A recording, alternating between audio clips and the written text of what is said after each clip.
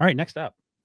I actually didn't watch this young man, so Mike and Rick can take over here. Rick, I'll start with you. You're our Iowa tight end correspondent. Luke Lachey, redshirt senior.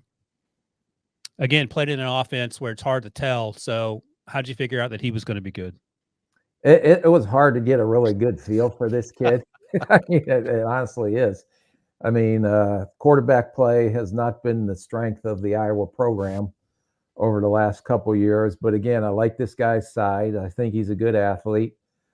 He's another one that I always kind of upgrade guys, at least if they're going to get in there and fight as a run blocker. And this guy does that.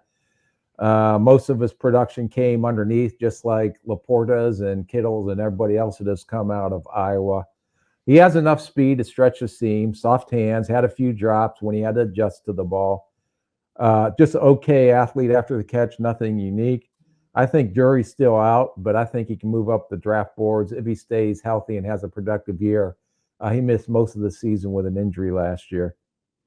What do you think? But you got to say that Iowa has produced some pretty good Kittle, sure. T.J. Hawkinson, Noah Fant, Sam Laporta. So I'm going to go with the history of Iowa tight ends on this one.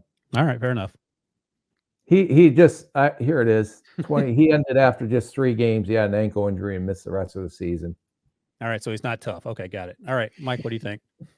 Yeah, I think you could really see how highly Iowa thought of him in the 2 games he played last year, because they were throwing him multiple screens, really trying to featuring him in that offense when they have some other good tight ends on the roster, like Eric All was on that roster and whatnot. So like he was a guy that they really wanted to get involved before obviously the injury. So hopefully a big year for him coming up. But what differentiates him, I think, from some of these other guys in this list is just the frame. Like he's listed at 6'6", looks every bit of 6'6", can really go up and make plays outside of his frame. So a massive catch radius, doesn't drop a lot of balls. I think PFF had him charted for only 2 drops his entire career. So there's that. I think his footwork's great.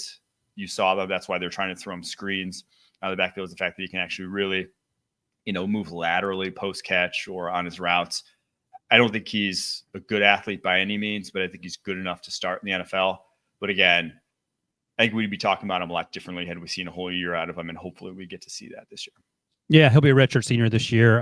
Mike, comp, and where do you think he ends up range-wise? I still don't think he's – I think those top 3 guys that we mentioned, and actually I had one guy outside the top 5, are like the day 2 tight ends at this point. I see him a little outside day 2, more of a guy you're okay starting, not necessarily looking for high-end play out of him.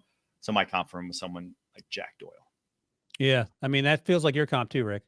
No, my comp wasn't Jack Doyle. No, but that type of player. Yes. Yeah, I had him in the 4th round. He's so angry. My comp was Tucker Kraft when he came out. Yeah. That was a little bit limited athlete, but a big body, physical guy that can make some plays, just not a unique athlete. So I kind of went with Kraft.